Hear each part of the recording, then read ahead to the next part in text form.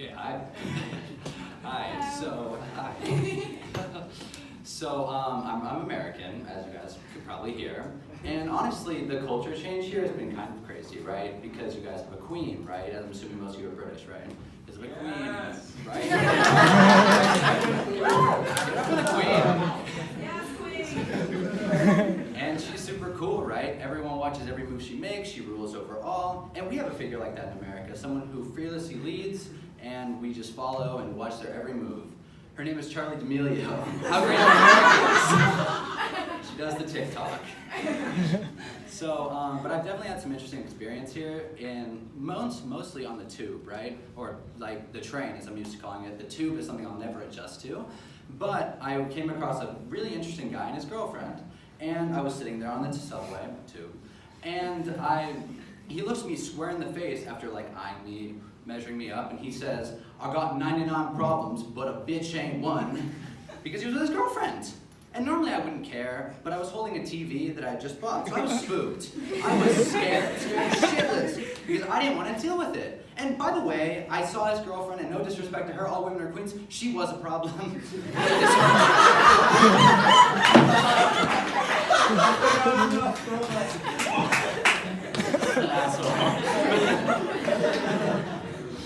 Yeah, he's eyeing me, and I came with a lot of solutions in my head. What would I do if he jumped me or tried to take my prized possession, my television? So I came with a few, but the conclusion I would have gone to most is just go full British and hope that he would leave me alone as a local. I would say something like, "Unhand me, bruv," and then get out of there, right? But, you know, I made it out alive, safely, and I was able to return and set up my TV, and it didn't work, but I got the funny story out of it. But I definitely miss home, and you know, I get homesick, so from time to time I'll check the news and see what's going on in the world, especially back home. And you know, I'll see some things like fast food companies unveiling subscription services, which makes me homesick. But then I'll scroll one over, and I'll see stories like, "Man from Maryland attempts to impregnate a woman by stabbing her with a syringe of semen." A syringe of semen? How does that work? And it was very strange. I read it, you know, he went for it, he like went up to God and then stabbed her with it, which was strange. And you know, I'd expect that from Florida, which is, you know, but Maryland, like, what happens there? Is that even a place? So, you know, so that happened, and thankfully the guy is behind bars for 10 years, right? Because he's an asshole, but I just was curious. But you know, the funniest part about all of it for me is that I know for a fact that this is the type of dude to do that and expect it to work, but then he'll sit there and tell people, "A COVID vaccine? Are you insane? The government, they're gonna microchip us, we're all dead. I'm gonna go impregnate my girlfriend." Or I don't even know if he chose his girlfriend. This guy was obviously mentally deranged. So I'll see stories like that, and I'll just be disgusted, obviously. And then I'll scroll one over, and then I'll see teen gets wire stuck in his penis during a measuring experiment. What? A measuring experiment? First of all, it was an iPhone cable. Those are very long. They can be a little insecure, honestly.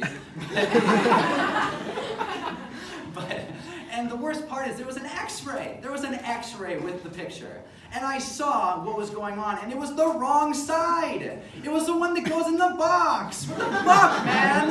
Like, that's so gross. I didn't need to see that. So after that, I threw my phone across the room and went for a goddamn walk because I can't handle that.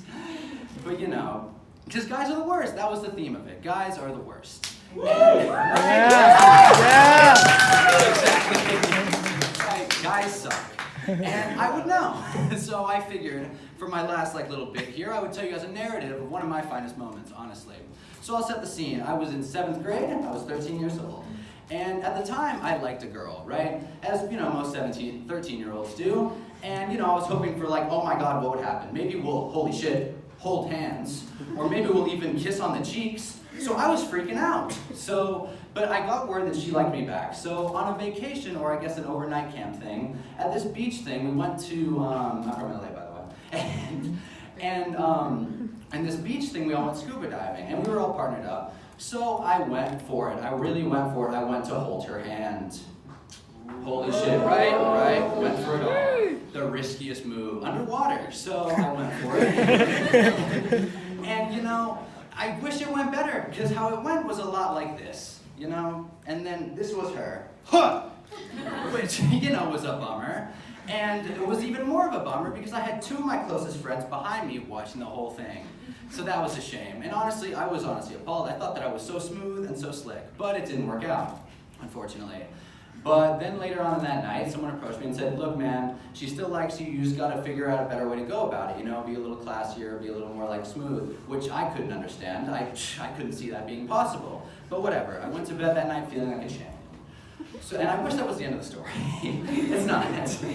So that day, I went and I suited up. I got up, ready to go, you know, straightened up, was ready to go, and then I decided to dress. And this is an outfit that I believe more than 10 people on Earth can recite from head to toe.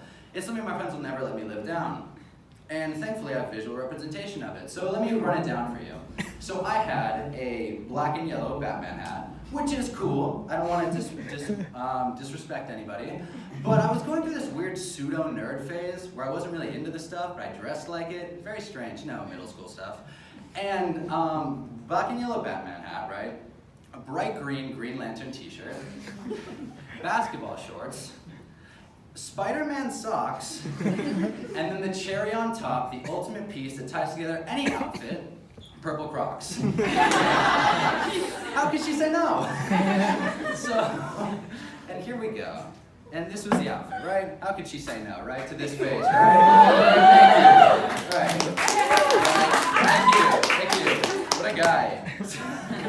So I did that, and I was ready to go. So I go up to her with the confidence of 100 men, and I approach her, and I say a line that I'll never forget, and I don't think any of my friends will ever forget. I look this woman dead in the face and tell her, not will you go out with me, not, you know, do you like me? I look this girl dead in the face and say the words, you know the question, what's the answer?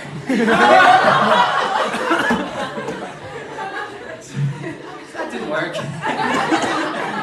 She said no, and, you know, I'll never understand women. It's too difficult.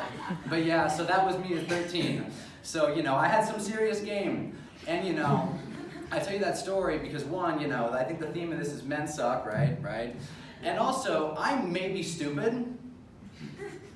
That's it. Thank you guys, that's all I have.